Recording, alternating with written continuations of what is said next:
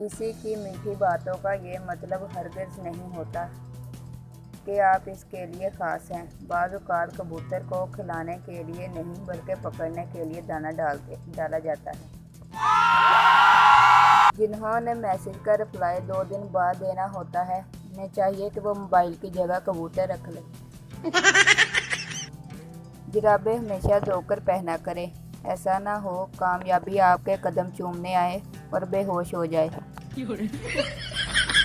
बाबा जी कहते हैं ये बात काले लोगों ने ही फैलाई है कि काले लोग वफा करते हैं। जो लोग बराह रास्त नहीं बोल सकते वो स्टेटस लगा लगा के ताने देते हैं।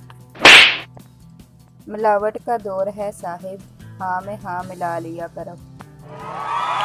कमाल तेरे नखरे, कमाल का तेरा स्टाइल है, बात करने की तमीज़ नहीं और हाथ में मोबाइल है।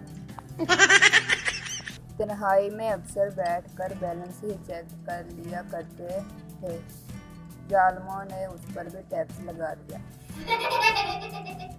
तेरे जाने के बाद वक्त थम सा गया था, बाद में पता चला कि घड़ी का सेल ख़त्म हो गया था।